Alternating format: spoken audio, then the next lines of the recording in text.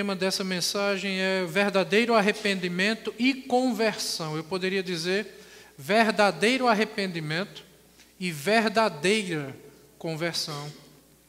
Nós vamos ler do versículo 22 até o 47. Todos acharam? Amém? Varões israelitas, atendei a estas palavras. Jesus, o Nazareno, varão aprovado por Deus diante de vós com milagres, prodígios e sinais, os quais o próprio Deus realizou por intermédio dele entre vós, como vós mesmos sabeis. Sendo este entregue pelo determinado desígnio e presciência de Deus, vós o matastes, crucificando-o por mãos de iníquos, a qual, porém, Deus ressuscitou, rompendo os grilhões da morte, porquanto não era possível fosse ele retido por ela. Porque a respeito dele diz Davi: diante de mim via sempre o Senhor, porque está à minha direita, para que eu não seja abalado. Por isso se alegrou o meu coração, e a minha língua exultou. Além disto, também a minha própria carne repousará em esperança, porque não deixarás a minha alma na morte, nem permitirás que o teu santo veja corrupção. Fizeste-me conhecer os caminhos da vida, encher-me-ás de alegria na tua presença. Irmãos, seja-me permitido dizer-vos claramente a respeito do patriarca Davi, que ele morreu e foi sepultado. E o seu túmulo permanece entre nós até hoje. Sendo, pois, profeta, e sabendo que Deus lhe havia jurado que um dos seus descendentes se assentaria no seu trono, prevendo isto, referiu-se à ressurreição de Cristo, que nem foi deixado na morte, nem o seu corpo experimentou corrupção. A este Jesus, Deus ressuscitou, do que todos nós somos testemunhas. Exaltado, pois, à destra de Deus, tendo recebido do Pai a promessa do Espírito Santo, derramou isto que vedes e ouvis. Porque Davi não subiu aos céus, mas ele mesmo declara: disse o Senhor ao meu Senhor: assenta-te à minha direita, até que eu ponha os teus inimigos por estrado dos teus pés. Esteja absolutamente certa, pois, toda a casa de Israel, de que a este Jesus, que vós crucificastes, Deus o fez Senhor e Cristo. Ouvindo eles estas coisas, compungiu-se-lhes o coração, e perguntaram a Pedro e aos demais apóstolos: que faremos, irmãos? Respondeu-lhes Pedro: arrependei-vos, e cada um de vós seja batizado em nome de Jesus Cristo, para a remissão dos vossos pecados, e recebereis o dom do Espírito Santo. Pois para vós outros é a promessa, para vossos filhos e para todos os que ainda estão longe, isto é, para quantos o Senhor, nosso Deus, chamar. Com muitas outras palavras, deu testemunho e exortava-os, dizendo: salvai-vos desta geração perversa. Então, os que lhe aceitaram a palavra foram batizados, havendo um acréscimo naquele dia de quase 3.000 pessoas. E perseveravam na doutrina dos apóstolos e na comunhão, no partir do pão e nas orações. Em cada alma havia temor, e muitos prodígios e sinais eram feitos por intermédio dos apóstolos. Todos os que creram estavam juntos e tinham tudo em comum. Vendiam as suas propriedades e bens, distribuindo o produto entre todos, à medida que alguém tinha necessidade.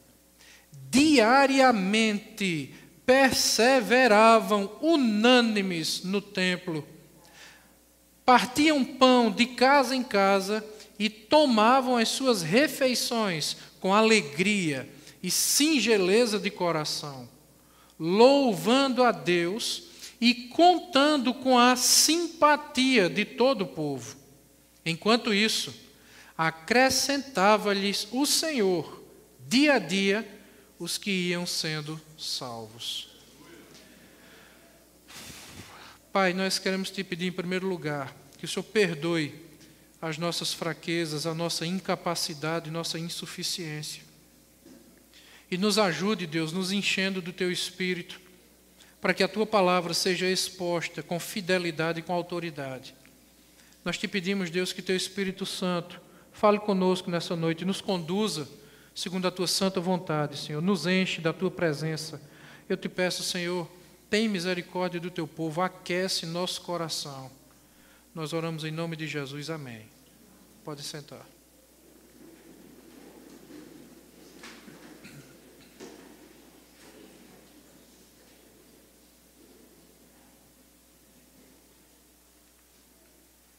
Nós lemos aqui apenas um trecho desse texto que é conhecido como o texto do Pentecostes, Atos capítulo 2. Os estudiosos dizem que Atos, apesar do nome ser Atos dos Apóstolos, o nome do livro, ele deveria ser chamado de Atos do Espírito Santo por meio dos apóstolos. Atos, na verdade, não é um livro doutrinário, é um livro histórico. Esse é um livro que conta a história da igreja. Como a igreja ela é inaugurada, a igreja também não tem começo aqui em Atos. A igreja de Jesus Cristo, a igreja de Deus, começa no Antigo Testamento. Aqui a igreja, então, ela é inaugurada nesse momento. Nós temos a inauguração da igreja. A igreja não instituição, não as paredes, mas a igreja, o corpo de Cristo, né? Ela é inaugurada e aqui começa-se a fazer o relato da história da igreja. Curiosamente, se você ler todo o livro de Atos dos Apóstolos, você vai perceber que o livro termina abruptamente. Ele para, de repente. E você lê o texto e fica ali com a sensação de que está faltando algo. E de fato está. Porque o livro de Atos mostra a história da igreja, e a igreja de Jesus Cristo não acaba aqui. Ela continua através dos séculos e permanece até hoje. Então, se o livro de Atos continuasse sendo escrito, ele conteria toda a história da igreja de Cristo e ainda estaria sendo escrito hoje, com a nossa história. Com a nossa história, a sua vida provavelmente seria relatada aqui. Acho que é a minha voz que está incomodando ela, não deixa ela se aquietar. Então a história continuaria sendo escrita aqui e dependendo do seu comportamento na igreja, talvez o seu nome estivesse registrado aqui nesse livro. Como o nome de muitos foram registrados aqui, muitos heróis da fé, muitos que abandonaram a fé. O fato é que chegou o grande dia, em Atos capítulo 2, em que se cumpre a promessa de Jesus Cristo e a promessa dos profetas.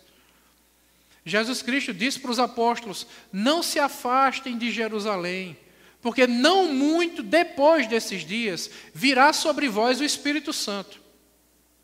Então, esses irmãos, que eram aproximadamente 120 homens, eles estavam reunidos num local coberto, que era chamado de casa, num local coberto que ficava numa grande escadaria ao lado da muralha de Jerusalém, do lado de fora. E eles estavam reunidos lá, alguns estavam orando, outros estavam conversando sobre a palavra de Deus, e outros estavam tentando pregar o evangelho para estrangeiros que estavam ali naquele local. Só que naquele momento existia uma barreira linguística. Atos capítulo 2, o início desse texto, nos mostram que existiam ali pelo menos 16 nações representadas naquele local. E muitos desses irmãos nunca tinham estudado, por exemplo, o árabe. Não conheciam o caldeu. Alguns conheciam o latim, falava-se normalmente o grego, o hebraico era sua língua materna. Nem todos falavam aramaico. Mas existiam ali pelo menos 16 nações, 16 línguas representadas naquele local. E alguns estavam tentando pregar o evangelho e existia essa barreira linguística, porque você estava querendo se fazer entender para outra pessoa, mas ela não compreendia porque nem você falava a língua dela e nem ela a sua. De repente houve naquele lugar um grande som, ensurdecedor, um vento muito forte, e apareceu ali um negócio estranho, né, que parecia com fogo, não era, mas era uma coisa que parecia com fogo, sobre a cabeça desses 120 homens. E de repente, de uma maneira miraculosa, sem nunca terem estudado aquele idioma, eles começaram a falar na língua materna daquelas pessoas. Você pode ver isso no capítulo 2, você pode ver no versículo 4, no versículo 6 e no versículo 8. E de repente isso causou uma confusão naquele lugar. Porque o árabe tinha chegado ali, ele falava o árabe, ele não falava hebraico. E tinha alguém ali de língua hebraica querendo pregar o evangelho para ele, e eles não se entendiam, e o árabe ficava parado ali olhando para ele sem entender nada. Mas de repente aquele homem convertido, servo de Cristo, que nunca estudou árabe, de uma hora para outra começa a pregar o evangelho para aquela pessoa na língua dela. E ele olhou para o árabe e começou a fazer citações da palavra de Deus em árabe, e de repente os árabes começaram a entender o que ele estava dizendo. É como se tivesse um árabe aqui, de repente eu chegasse e olhasse para o árabe falando em português e ele não me entende nada, mas de uma hora para outra, sem eu nunca ter estudado árabe, eu começasse a falar para ele, Tuba lizani aya salam lianahum abna la yudi auna.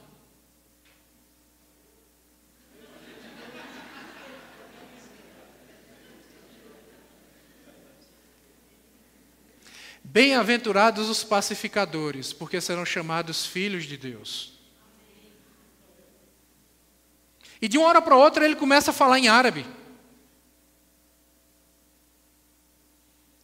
E aquele homem entende a pregação. E ele é tocado por aquela pregação. E ele se rende àquela pregação. Aquela palavra derrete o coração desses homens. Começa a transformar a mentalidade, a vida daqueles homens. Mas o fato é que Jesus morreu para tirar o nosso pecado e não a nossa inteligência. E aqueles homens, sendo homens inteligentes, antes de se entregarem de corpo e alma àquilo, eles queriam entender o que era aquilo, o que é que está acontecendo. O que é que está havendo aqui? Porque até pouco tempo eu estava falando contigo, nem você me entendia, nem eu entendia você, e agora a gente está falando na mesma língua e se entendendo. O que é que está havendo aqui? Então Pedro faz um discurso maravilhoso, um dos discursos mais bonitos e mais longos de todo o Novo Testamento, que está aqui em Atos capítulo 2. Pedro, em primeiro lugar, fundamenta o que está acontecendo. No Antigo Testamento ele diz, olha, o que está acontecendo aqui é o cumprimento de uma profecia que foi feita. Está lá em Joel capítulo 2, do versículo 28 ao 32. Pedro diz, isto é o que foi dito por intermédio do profeta Joel. Ou seja, aquilo que o profeta Joel disse que iria acontecer nos últimos dias, iria acontecer por uma ação sobrenatural do Espírito Santo. E o que nós estamos vendo aqui hoje é uma coisa sobrenatural, é a ação do Espírito Santo. Jesus prometeu a mesma coisa. Então Pedro começa a falar, ele como líder dos apóstolos, ele começa a falar e todo mundo para e escuta o discurso de Pedro, que é exatamente o que nós acabamos de ler aqui. Do versículo 22 até o 47. Eu acho que esse discurso de Pedro tem muito a nos ensinar. Esse discurso de Pedro é o discurso mais básico e mais fundamental que nós precisamos para guiar a nossa vida, para moldar a nossa vida. Pedro fazendo esse discurso, veja que isso aqui não foi uma coisa elaborada. Pedro não preparou esse texto em casa, porque ele também nem sabia o que iria acontecer quando saísse de casa. Então, Pedro é pego ali que de surpresa. E ele é usado por Deus de uma forma surpreendente. E ele começa dizendo: varões israelitas, atendei a estas palavras. Do versículo 22 até o versículo 24, Pedro diz 3 coisas. Pedro aqui está fazendo o cabeçalho do seu texto. Pedro aqui está dando as 3 informações essenciais que devem moldar a vida de um crente, que devem guiar a vida de um crente, que devem dirigir, alicerçar a vida de um crente. Isso é apresentado do versículo 22 até o versículo 24.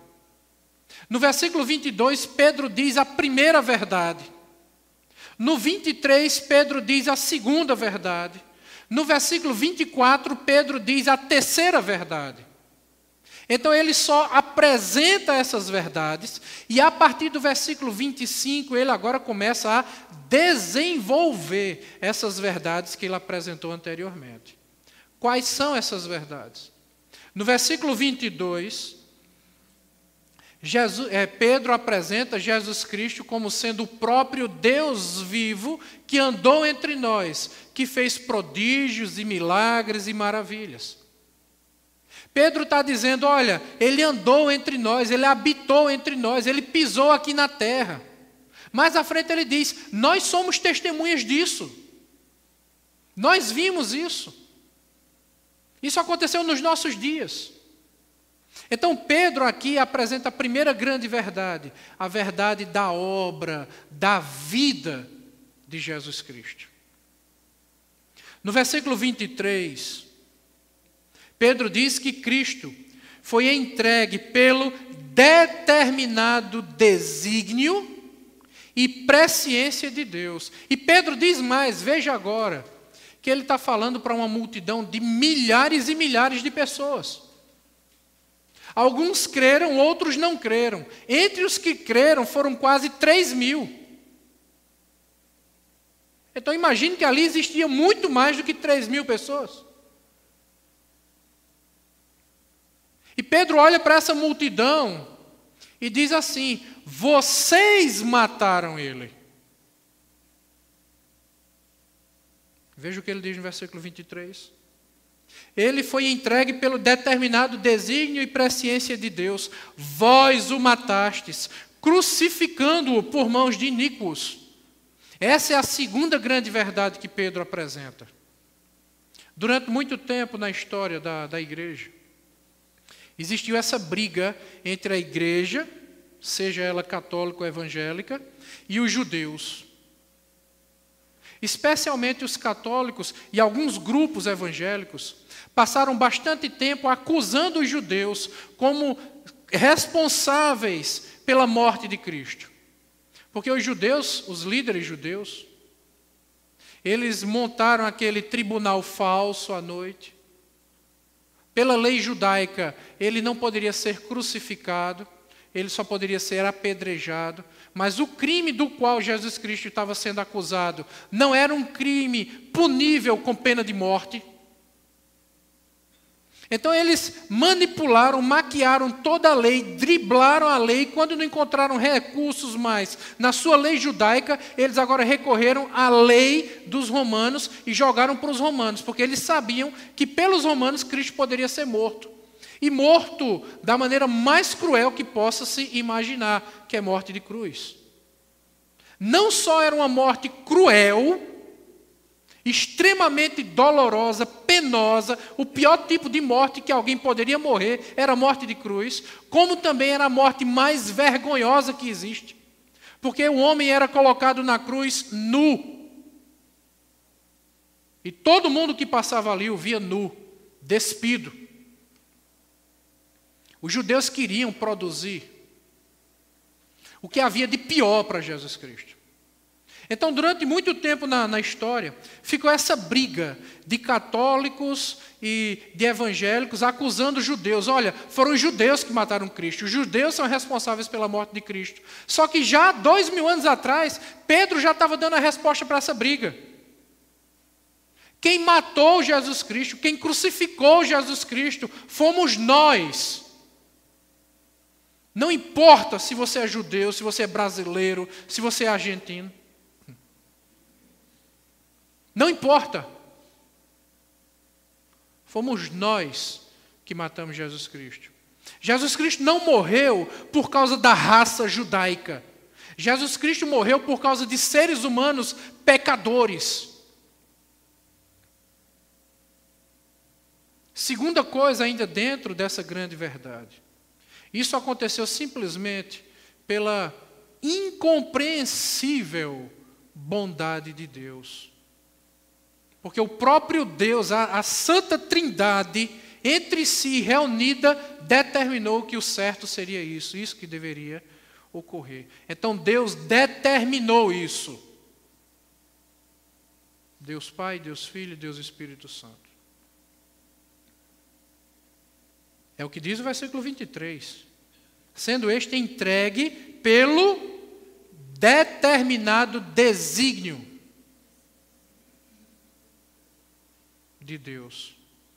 Mas não só o determinado desígnio, aquilo que Deus determinou, aquilo que Deus disse que deveria acontecer, não só por isso, mas também pela sua presciência. Porque Deus, de forma prévia, Ele tem ciência, conhecimento de todas as coisas que hão de acontecer. Então, antes que surgisse o problema do pecado, Deus já tinha se antecipado a isso e já tinha proporcionado o problema para o pecado, que era a crucificação de Cristo. Essa é a segunda grande verdade apresentada por Pedro. Jesus morreu na cruz. Morreu por causa de pecadores.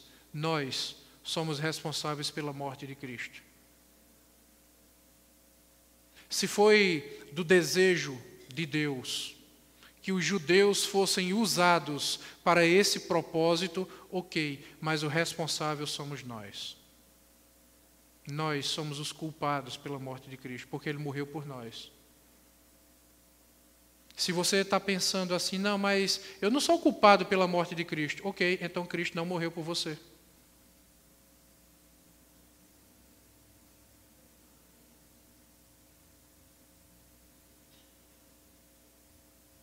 A terceira grande verdade é apresentada no versículo 24. Deus o ressuscitou, rompendo os grilhões da morte, porquanto não era possível que ele fosse retido por ela. Essa é a terceira e grande verdade. A grande verdade que é camuflada, que é ocultada pelas religiões, inclusive algumas que se dizem evangélicas, pelo mundo.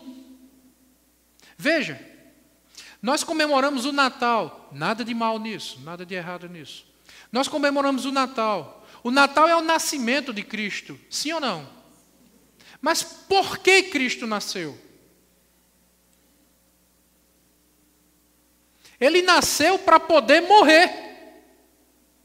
Porque se ele não tivesse nascido na forma de homem, ele, como Deus, não poderia morrer.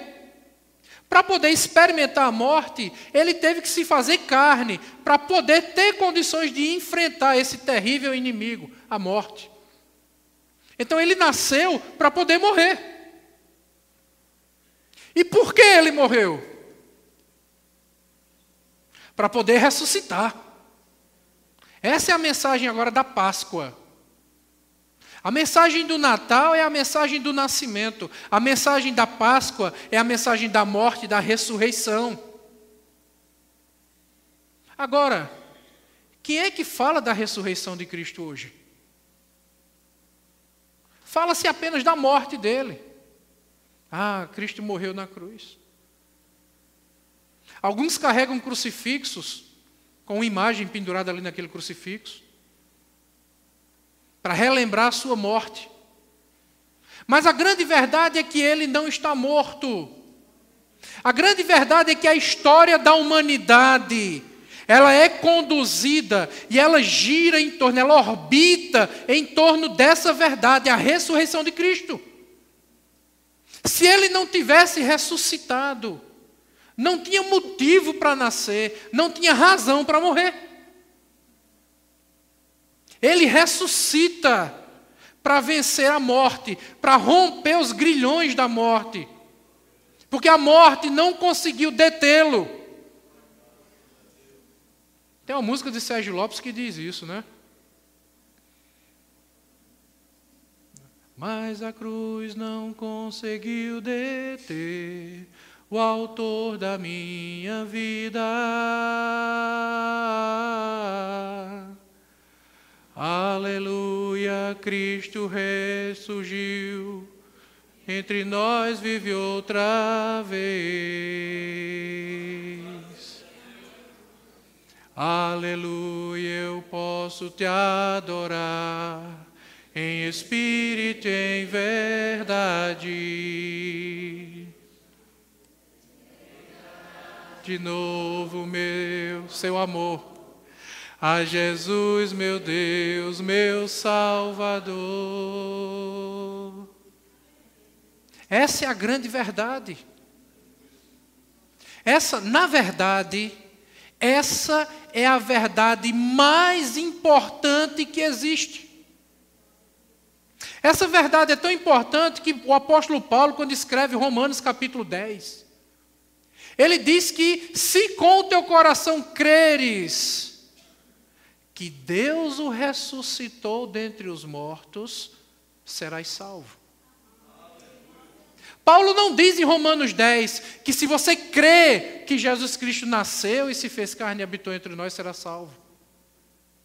Paulo não diz em Romanos 10 que se você crê que Jesus morreu na cruz, você será salvo.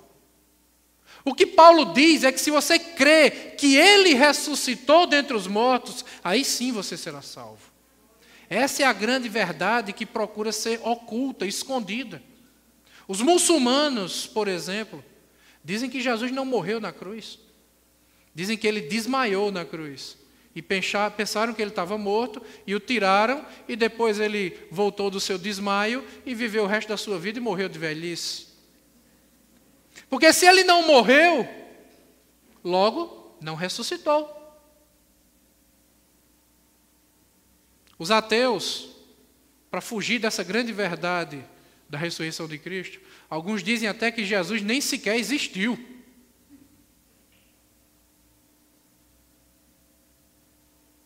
Deus o ressuscitou, rompendo os grilhões da morte, porquanto não era possível que a morte o detivesse. Ele não poderia ser retido, detido, preso pela morte. Essa é a grande verdade. Então Pedro, no cabeçalho do seu discurso, ele apresenta essas três verdades. Jesus viveu entre nós, fez maravilhas, sinais e prodígios.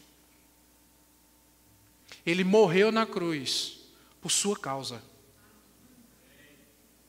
Você quer saber quem é o assassino de Jesus Cristo? Olhe-se no espelho. E terceiro, ele ressuscitou dentre os mortos. Por isso Paulo diz que a nossa fé não é em vão. A nossa fé não é vã. Por isso. Porque Jesus Cristo foi o único, se você quer chamá-lo de líder religioso, que chame. Foi o único líder religioso que ressuscitou. Se você quer chamá-lo de agitador político, que chame. Foi o único agitador político que ressuscitou. Eu não conheço nenhum outro que tenha ressuscitado a si próprio. Eu poderia aqui violentar a língua portuguesa, dizendo assim, que ele se ressuscitou, se ressuscitando-se a si próprio. Não tem como ficar mais vivo do que isso. Então Pedro apresenta essas 3 verdades, para depois desenvolver o pensamento em cima dessas 3 verdades. Só que o pensamento de Pedro não é desenvolvido com base na sua experiência pessoal, na sua experiência de vida, que nós chamamos de empirismo. O argumento de Pedro é desenvolvido com base na Sagrada Escritura. Então nós temos agora a segunda divisão desse texto, que vai do versículo 25 até o versículo 36. E essa segunda divisão do texto, do versículo 25 até o 36, ela também é dividida em 2 partes. A primeira parte, o apóstolo Pedro, ele cita o texto do Antigo Testamento. Se você ler do versículo 25 até o 28, e comparar com o Salmo 16, do versículo 8 até o 11, você vai ver que é o mesmo texto. Então Pedro, quando começa a falar, Pedro diz, olha, o que aconteceu foi isso. Ele viveu entre nós, ponto 1.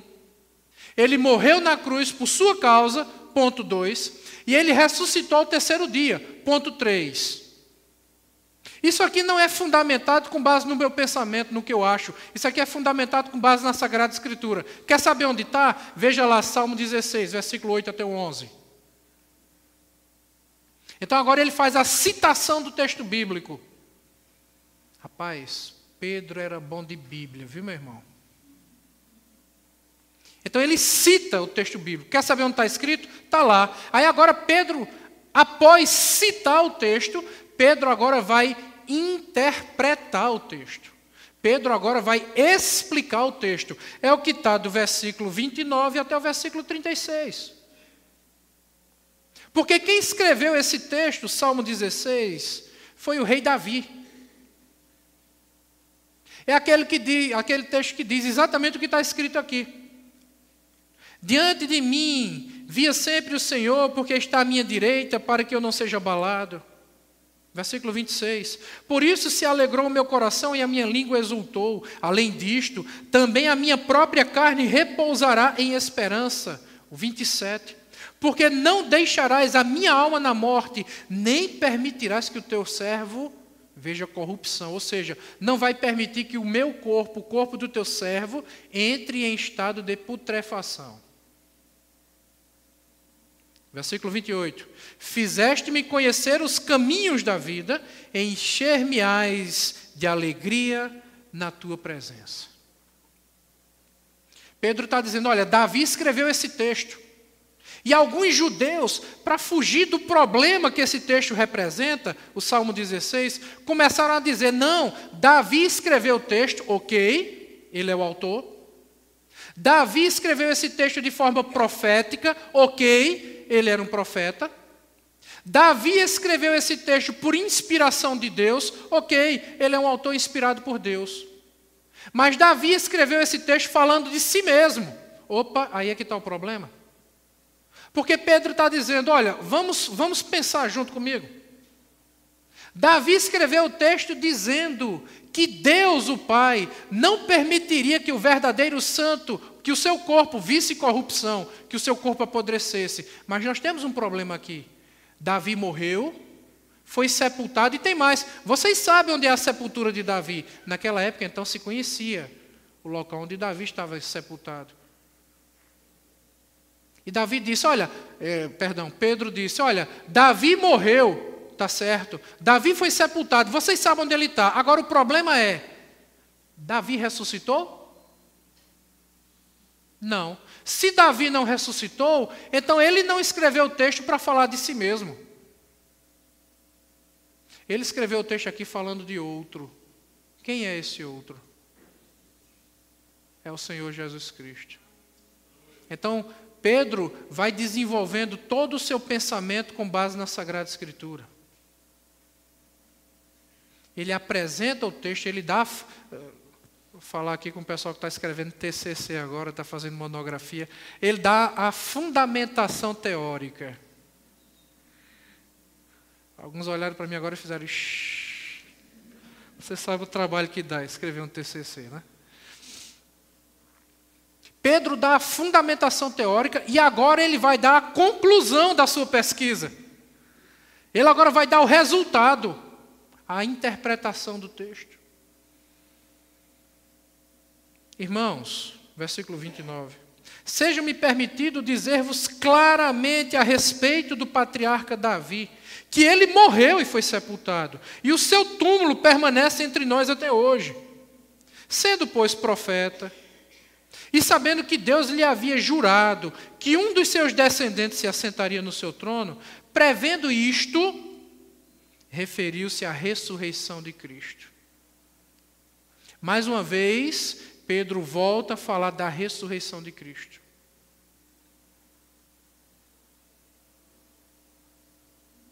Você não será salvo se você crê apenas que Jesus morreu na cruz para lhe salvar. Além disso, você precisa crer que Jesus ressuscitou fisicamente, literalmente, historicamente, ao terceiro dia. Ele está vivo. E é por isso que Ele, sendo um Deus vivo, Ele faz com que a nossa salvação seja tão viva, tão real e tão eficaz. É por isso que aquele que está em Cristo não pode andar mais do mesmo jeito. Essa agora é a conclusão natural do apóstolo Pedro na terceira parte do seu texto. Do versículo 37 até o 47, que é a parte final do discurso de Pedro. Pedro diz, olha, Jesus andou entre nós, fez sinais e maravilhas. Ponto 1. Morreu na cruz por causa dos nossos pecados e nós somos os culpados por isso. Ponto 2.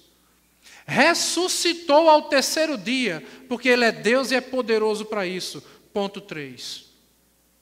Será que o Deus criador do universo, criador dos céus e da terra, aquele que além de criar todas as coisas, tem o poder de sustentar todas as coisas na palma da sua mão, será que Ele se fez carne, Ele se diminuiu, Ele se humilhou, fazendo-se na forma humana, na figura humana? Isso é o que está em Filipenses capítulo 2. Ele humilhou a si mesmo no fato de se manifestar na forma de um homem. Será que Ele fez tudo isso para salvar você? Ele enfrentou a morte, foi humilhado, Ele foi desacreditado dos próprios irmãos, rejeitado na sua própria sociedade, chamado de traidor da sua própria religião, chamaram Ele de demônio. Lembram que chamaram Ele de Beelzebu? Ele expulsa demônios pelo poder de Beelzebu. Chamaram Ele de prostituto, porque Ele sentava na mesa para conversar com prostitutas. Chamaram Ele de cachaceiro e beberrão, comilão, porque Ele ia para as festas. As pessoas começaram a se afastar dele, Ele ficou sozinho e num ponto tão crítico, de solidão extrema, Ele olha para os apóstolos agora e diz, o povo foi embora, e vocês querem ir também? Podem ir. Aí Pedro olha para ele e diz, Senhor, para onde nós iremos? Só Tu tens as palavras de vida eterna. Se a gente não ficar com o Senhor, vai ficar com quem? Ele é rejeitado, é humilhado, é escorraçado. A fama de Jesus, pelo amor de Deus, estava horrível, gente. Ele agora é levado para um tribunal falso, é julgado falsamente, é crucificado, morre, 3 dias depois ressuscita. Você acha que o Deus, Criador dos céus e da terra, fez isso por quê? Se submeteu a isso por quê? Você acha que o Deus, Criador dos céus e da terra, que fez tudo isso, Jesus venceu seus inimigos políticos, Jesus venceu seus inimigos religiosos, Jesus venceu os demônios. Jesus venceu a morte. Ele se tornou vitorioso, vencedor sobre todas essas coisas. Será que ele não pode vencer sua natureza hoje à noite?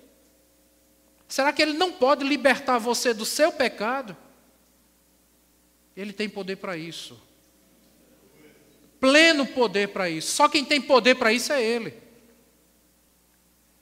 Você pode tomar um banho, colocar uma roupa limpa e linda, passar um perfume francês e continuar sujo por dentro. Só quem pode lavar você por dentro é Jesus Cristo. E eu digo uma coisa para você. Pode ter certeza, acredite em mim. Depois que Ele lavar você por dentro, nunca mais você será o mesmo. Nunca mais. É isso que Pedro mostra aqui nesse texto. Essa é a conclusão natural do texto de Pedro agora, a partir do versículo 37. Porque essa mensagem foi tão forte. Essa é a tarefa do bom pregador. O bom pregador é aquele que pega o seu ouvinte e vai empurrando ele assim, até ele ficar no canto da parede.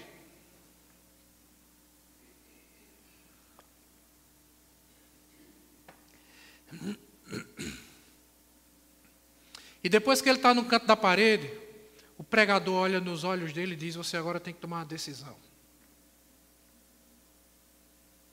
E a pessoa no canto da parede vai ter que dizer: eita, agora eu dancei. Agora eu vou ter que tomar uma decisão mesmo. Isso é o que um bom pregador faz. É o que Pedro fez. Foi rapidinho, passou.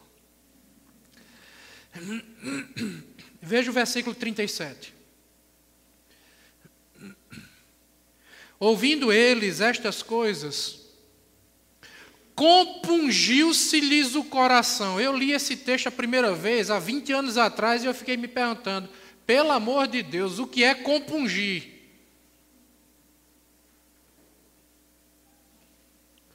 Compungir é produzir dentro do seu coração um profundo estado de arrependimento.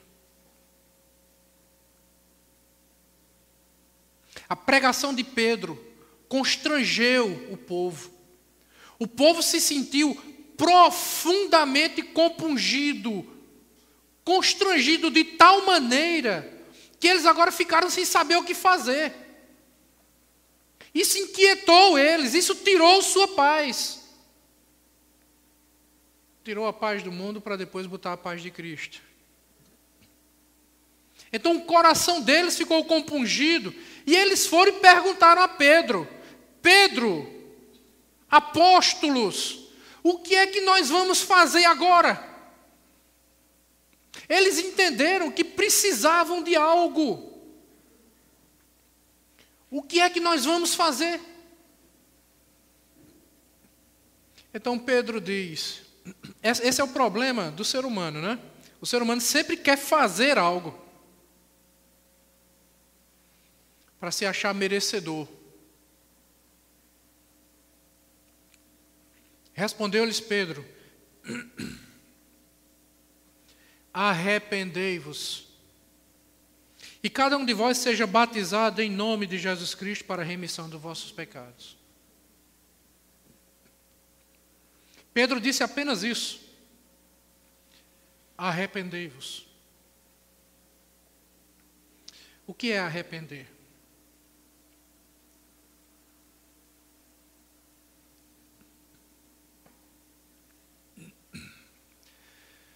Arrepender é diferente de sentir remorso. Remorso é quando você fica triste. Você até chora. Você fica envergonhado.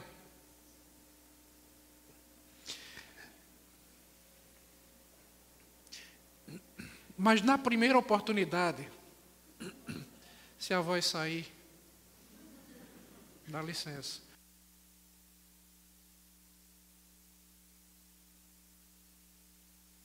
Mas na primeira oportunidade você volta a fazer tudo de novo.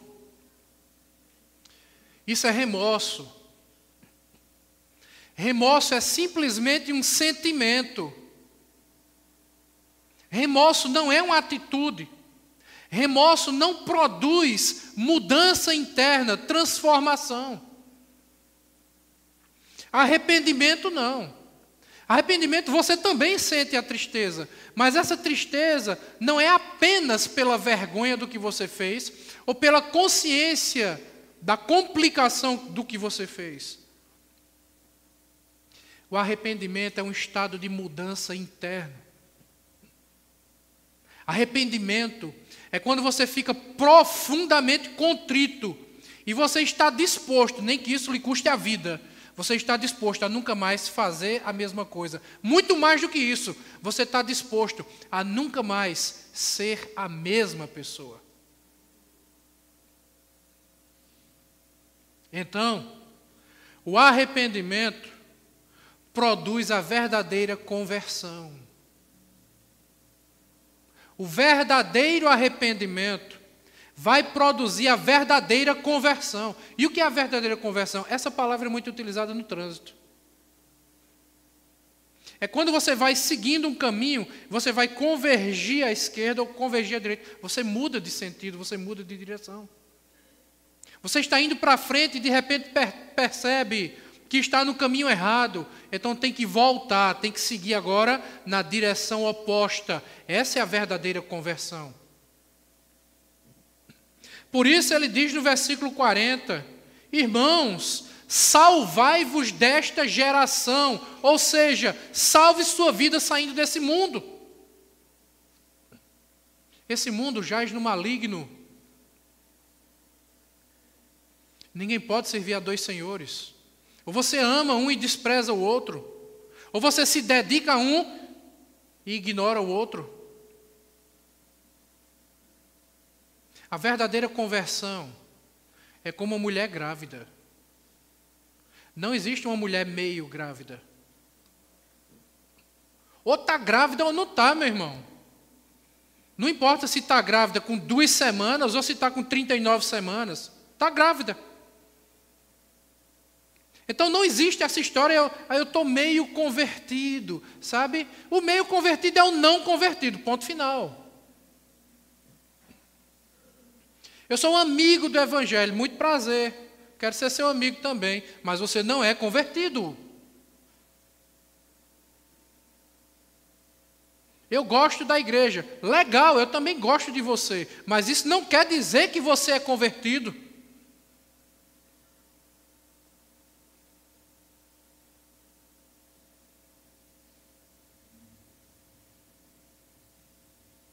Arrependei-vos. E cada um de vós seja batizado em nome de Jesus Cristo para a remissão dos vossos pecados. O batismo não salva. Se batismo salvasse, Jesus não diria para aquele bandido na cruz, né? Ainda hoje tu estarás comigo no paraíso. Jesus teria dito para ele o seguinte, soldado romano, vem cá por favor. Aí chamaria o soldado romano, aí diria para o soldado, olha, esse rapaz que está aqui do meu lado, eu sei que ele é um bandido, não presta não, vai ter que morrer. Né? Mas o problema é o seguinte, ele está crendo em mim, e eu não posso salvá-lo porque ele ainda não foi batizado. Então faz o seguinte, tira ele da cruz, batiza ele, depois bota ele na cruz de novo para ele poder ser salvo. Ou então, se for por aspersão, pega só um pouquinho d'água, coloca aqui na cabeça dele para ele ser batizado e está resolvido.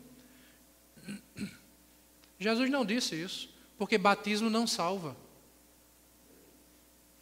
Jesus olhou para aquele homem e disse simplesmente assim. Aquele homem olha para Cristo e diz assim, Senhor, lembre de mim quando entrares no teu reino.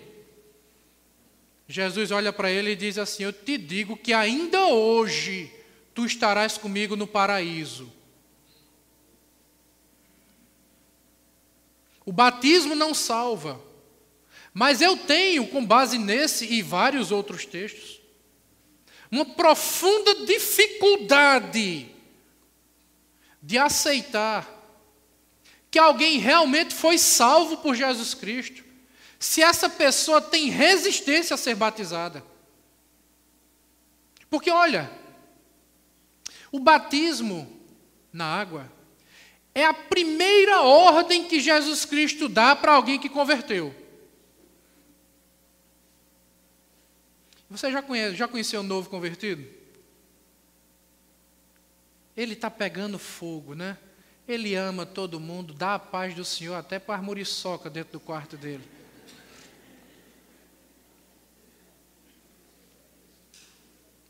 Ele aprende logo essa linguagem que a gente usa na igreja, o evangeliquez. Né? Vai atender o telefone, glória a Deus, aleluia, fala bênção.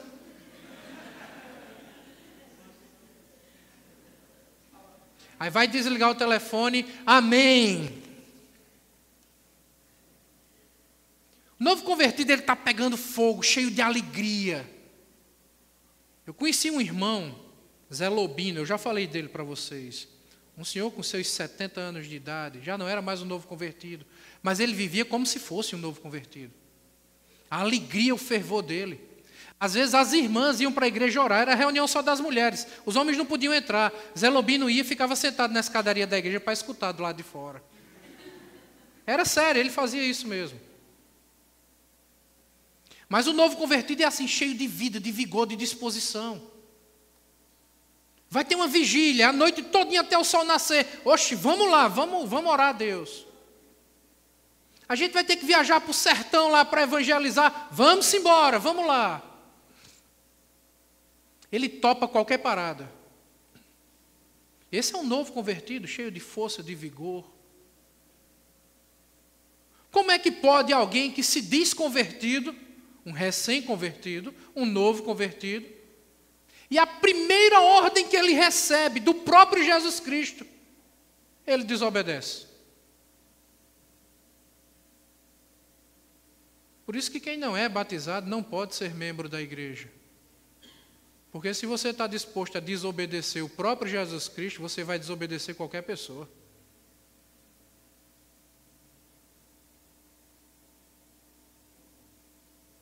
Se você desobedece Jesus, você desobedece qualquer um.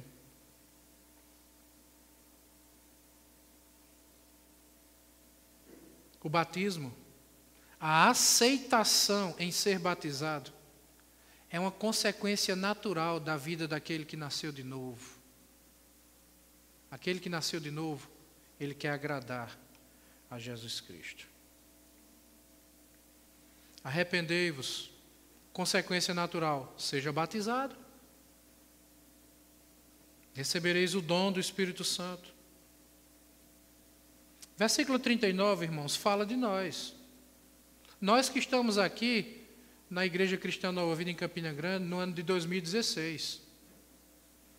Dos irmãos que estão na Igreja Presbiteriana, na Batista, né, na Assembleia de Deus, em diversas outras igrejas.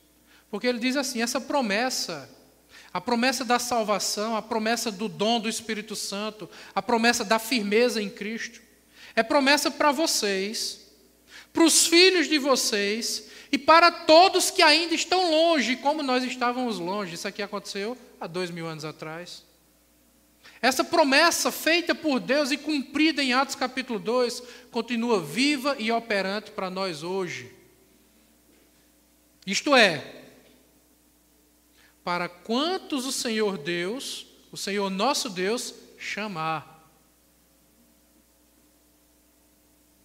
Eu pergunto, você ouviu o chamado de Cristo para a sua vida? Você escuta Cristo lhe chamando?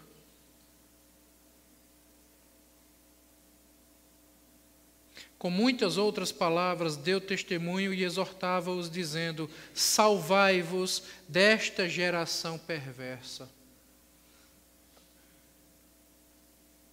Então, nós temos aqui agora 11 características que são apresentadas nesse texto, até o final, no versículo 47.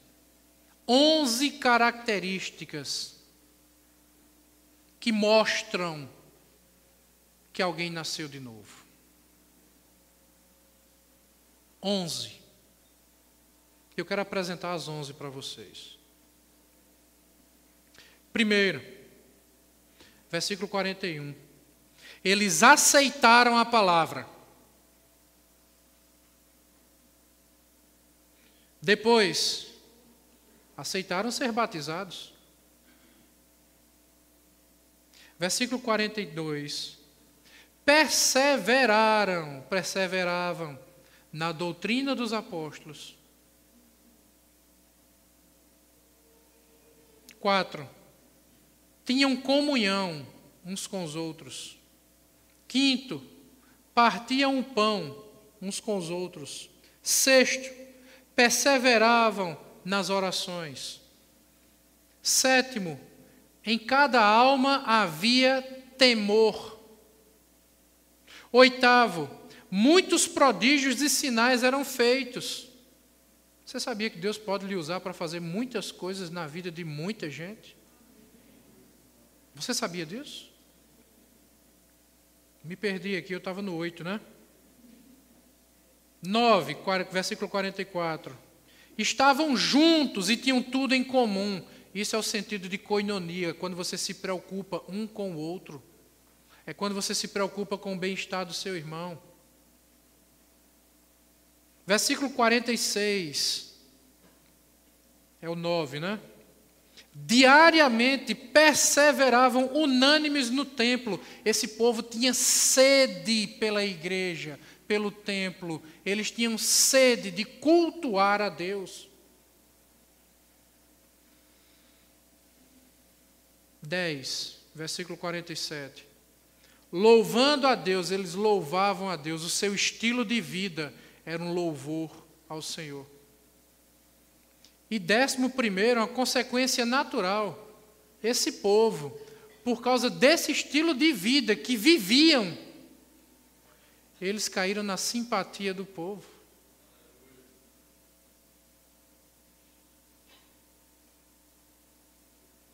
Eu olho para essa igreja aqui, uma igreja que estava começando.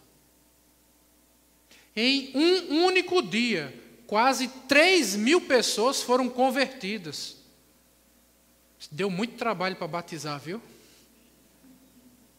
De lado dessa escadaria que eu acabei de falar para vocês no início da mensagem, é a escadaria que fica, você olhando para Jerusalém de frente, ela fica assim do lado esquerdo. De lado dessa escadaria existiam 40 banheiras mikvah. Eram tanques que eram utilizados no ritual de purificação religioso dos judeus. Foram lá que essas pessoas foram batizadas. Eram 3.000, mas lembre que tinham 120 seguidores de Cristo ali para batizar esses 3.000 nessas 40 banheiras. E essas pessoas, rapaz, deve ter sido uma festa linda. Aquele monte de gente, era entrando e saindo, molha e sai, molha e sai. E o povo lá louvando. Eu estou falando para vocês aqui, parece que é como se estivesse escutando, sabe? O povo, eu não sou tão velho assim, não. Mas eu fico imaginando ali, tentando visualizar a cena, né? 3.000 pessoas sendo batizadas ali, eu te batizo em nome do Pai, do Filho e do Espírito Santo. Sai, chega outro, do mesmo jeito, e 3.000 pessoas ali louvando, cantando a Deus, com o coração ardendo, o coração queimando, com vontade de voltar para casa. Lembre que tinham ali pessoas de 16 nações, com vontade agora de voltar para a sua casa, totalmente transformado, e apresentar esse evangelho glorioso agora para os seus familiares. Pregar para o seu esposo, pregar para a sua esposa, para os seus filhos, para os seus pais, para os seus avós, para os seus tios, para os seus primos, para os seus vizinhos, para os seus colegas de trabalho.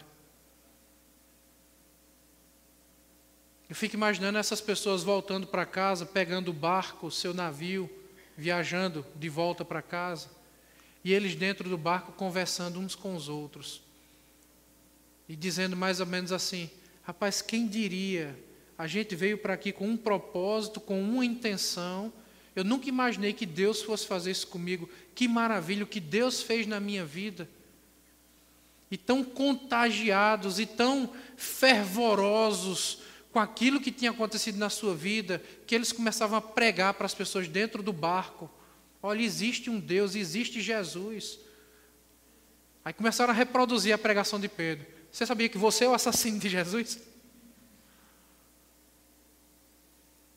Mas ele ressuscitou. Ele ressuscitou, ele está vivo para que você tenha vida. Para que isso que eu sinto, você sinta também. Eu vim para aqui, para Jerusalém, desse jeito, mas eu estou voltando diferente. Pelo amor de Deus, não volte para casa do mesmo jeito hoje.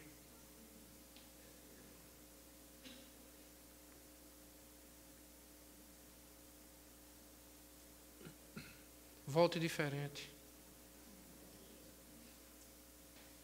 Você não precisa voltar para casa hoje como um assassino de Jesus. Você precisa voltar para casa hoje como aquele que foi resgatado por Jesus. Como aquele que foi vivificado por Jesus. Quando a igreja vive desse jeito, quando os irmãos vivem desse jeito, essas 11 características aqui, Deus opera na igreja, Deus opera na vida dos irmãos. 11 consequências que são geradas na vida daquele que é convertido de verdade, na vida daquele que se arrepende de verdade. 11 características são montadas, desenhadas, estruturadas ali na sua vida. E quando se vive desse jeito, quando esse é o modelo da igreja, quando esse é o modelo de sua vida, isso traz consequências para a igreja e para a sua vida. É assim que Pedro termina o capítulo 2. Enquanto isso, ou seja, enquanto essas pessoas viviam desse jeito, acrescentava-lhes o Senhor, dia a dia, os que iam sendo salvos. Dia após dia, o Senhor ia salvando mais e mais e mais e mais e mais e mais pessoas. E a quantidade ia aumentando, e essas pessoas eram discipuladas, e essas pessoas eram instruídas, e eram batizadas, e se tornavam missionários, e já iam evangelizar outros, discipular outros, batizar outros.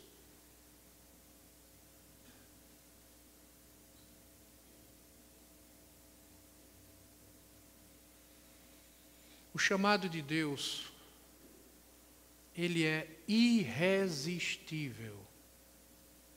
Você não tem como resistir ao chamado de Deus. Se você está fazendo força, Deus faz mais força ainda. Experimenta para ver quem ganha. Você está na queda de braço, com Deus.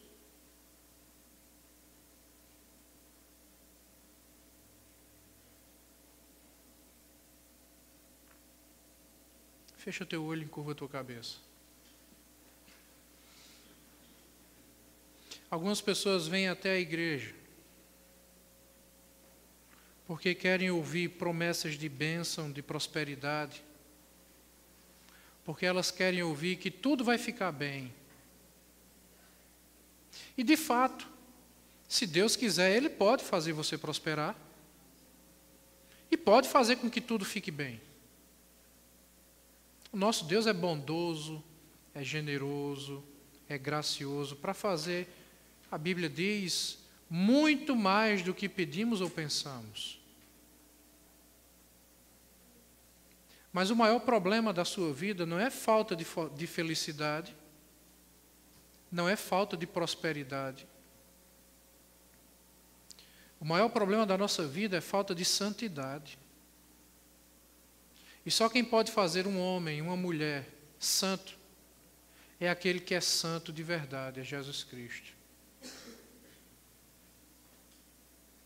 O maior problema do ser humano é falta de salvação. Mas esse é um problema que o pastor não pode resolver, apenas Deus resolve.